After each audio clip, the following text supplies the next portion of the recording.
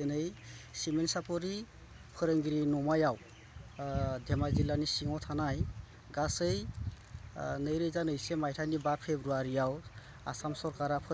फरायसालि लानाय बेयाव थालांनाय गासै फोरोंगिरिफ्रा गुदि गेजेर आरो गोजौ फरायसालि गासै फोरोंगिरिफ्रा ज' जानानै दिनै मोनसे मेल खुंनाय जायो आरो बे मेलनि गेजेरजोंनो जोङो गासै फोरोंगिरिफ्रा खौसे जानानै बेखौनो नोंथांमोननि मिडियानि गेजेरजों मेसेज होनो लुबैयो जे जोंनि फोरोंगिरिफोरखौ एबा फरायसालिफोरखौ थाबैनो सरकारा लानांगौ आरो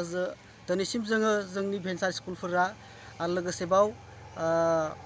गेजेर फरायसालिनि फोरोंगिरि माखासे लेब आउट जानायफ्रा मा कन्डिशनाव दङ मा जानानै दङ बेखौ दिनैसिम मिथिनो हायाखै दा बिनिखायनो जोङो थाबैनो मिथिनो लुबैयो लोगोसेबाव जोंनि गासै बे फरायसालिफोरखौ जे गासै फरायसालिफोरखौ थाबैनो जेन सरकार लानांगौ आरो बिनि थाखायनो जोङो अल आसामाव जेसेबांनाखि गुदि गेजेर गोजौ आरो जौसिन फरायसालिफोरनि फोरोंगिरि दङ गासैखौबो दिनै जोङो खौसे जानो नोंथांमोननि बे मिडियानि गेजेरजों खावलायदों आरो खौसे जानांगौ खौसे जानानै जोङो थाबैनो आसाम सरकारा जोंनि बे फरायसालिफोरखौ थालांनायफोरखौ आरो माखासे ड्रप आउट फोरोंगिरिफोर लोगोसे लेब आउट फोरोंगिरिफोरखौ सरकारा लानांगौ एपइन्टमेन्ट होनांगौ आरो नङाब्ला जुदि गोबाव खालामोब्ला गोबाव सम खालामोबा जोङो गासैबो अल आसामनि गासै फोरोंगिरिफ्रा ज' जानानै मोनसे सरकारजों हयथ' बिग्रायखांनाय हाबाफारि लानो गोनां जानो हागौ बेखौ जोङो मिडियानि गेजेरजों फोसावो लोगोसेबाव जोंनि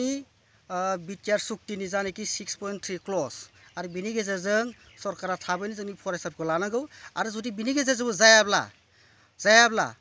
जोंनि फरायसाफोरखौ लानो हायाब्ला सरकारा थाबैनो मोनसे जोंनि भेन्सार स्कुल बा अल आसामाव फोसावनांगौ जे भेन्सार स्कुल मालाबा लानाय जानाय नङा आरो भेन्सार स्कुलाव दिनैसिम सेक्रिफाइस खाथिबाय थानाय फोरोंगिरिफोरनि थाखाय माबा मोनसे बेबस्था खालामना होनांगौ जोङो थारला बेखौनो लुबैगोन भेन्सार स्कुलनि एबा ड्रप आउट जानाय फोरोंगिरि हिसाबै जे जोंखौ फोरोंगिरिफोरखौ जेन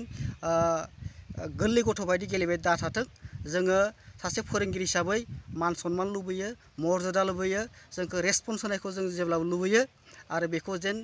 उननि बे सरकारा बा सोलिबाय थानाय बोहैथि समनि सरकारा जेन जोंखौ गुबुन मोनसे नोजोरजों नाया बेखौ जों जेब्लाबो नेगोन बे साननैसोनि गेजेरावनो आरो जुदि बेफोरबायदि जायाब्ला जों गासै फोरोंगिरिफ्रा गुदि फरायसालिनिफ्राय लानानै गोजौ फरायसालिसिम जौसिन फरायसालिसिम गासिबो ज' जानानै मोनसे गोग्गोम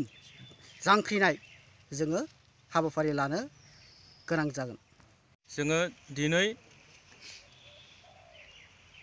बे फोरोंगिरि नमायाव जोङो धेमाजि जिल्लानि सिङाव थानाय गासै बड' मिडियाम भेन्सार स्कुला ज' जानानै जोङो थांनाय 19 सेप्तेम्बरावनो जों मोनसे आफाद दानानै लाबाय बे आफादा धेमाजि जिल्लानिल' जानानै थाया बे आफादखौ जोङो फोसावनायनि गेजेरजों कमिउनिकेसन लानायनि गेजेरजों जोङो गुबुन अल आसामनि बा बिटिआरनि आउटआव थानाय गासै जिल्लानि थालांनाय जाखिनि बे सरकारि फरायसालिफोर बे फरायसालिफोरखौ जोंनि बे आफादनि बेन्दोङाव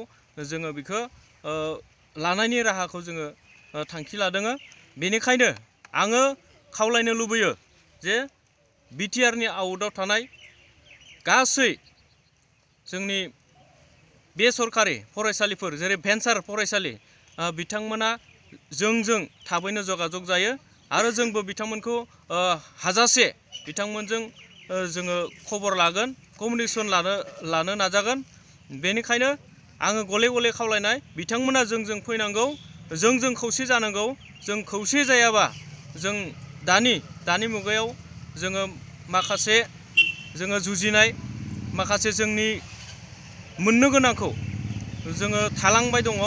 बे मोननो गोनां जाहाथे जोङो थालांनायफोरखौ जोंनि गांनाय उखैनायखौ दिन्थिनो थाखाय खुद्रिनो थाखाय जों बयबो खौसे जानांगौ आं बेखौनो गासै थालांनाय फोरोंगिरि बिथांमोनखौ आङो गोसो गोरबोजों खावलायो आरो बे समाव नों जिहेतु बर'नि मोननै बिटिआर मोनसे आरो बिकेडब्लिउएसि बे मोननै सरकारखौ मा खावलायगोन नोंथांमोना आङो बुंनो लुबैयो जे BKWSC बिथांमोना जिहेतुके जोङो दिनै जोङो जोंनि आफाद दानायनि सिगांनो जों सावरायबाय आरो जों बिथांमोनखौ थामथि खेबनि थाखाय लोगो हमबाय बिथांमोनजों जोङो चिफ आरो बिथांमोननि जिथुनाखि मावफुं सोद्रोमा EM दङ बिथांमोनजोंबो जों सावरायबाय जे बिथांमोनखौ आं खावलायनो लुबैयो जोंनि बर'नि जेसेबांनिखि फरायसालिफ्रा बेसरकारि जानानै दङ बा गोबां कन्डिसनाव दङ BTRनि दैदेनगिरि बिथांमोनाबो जोंनि बे फरायसालिनि जेंगोनानि सायाव बिथांमोनाबो सरकारजों रायलायनानै जोंनि सायाव मोजां राहा लानांगौ BTRनि 6.3 दफा मथे जायनाखि निक बेसिसाव जोंनो मोनसे लिरनाय आसा दङ बे आसाखौ बिथांमोना थाबैनो मावफुंनो थाखाय आसाम सरकारजों रायलायनायनि गेजेरजों बे खामानिखौ जोंनो थाबैनो मावफुंनो हानांगौ जुदि बे 6.3 नि दफा मथे जुदि खामानि मावफुंनो हायाबा बिथांमोना जोंनो मोनसे खोथा होनांगौ जे फरायसालिया जाया बे खोथाखौ जोंनो स्पष्ट भाबै जोंनो बुंनो हानांगौ दा बेखौ जोङो मिडियानि गेजेरजों नोंथांमोनखौ खावलायदों जोंनि जानाखि बर'नि थालांनाय माखासे फोरोंगिरिनि समस्या बे समस्याफोरखौ मोननो BTRनि गासैबो मावफुंगिरि आरो BKWSCनि बिथांमोननिसिम जोङो गले गले खावलायबाय जाहाथे जोंनि माखासे जेंनाखौ बिथांमोना सरकारजों सावरायनानै जोंनि खामानिखौ सल्भ खालामनानै होयो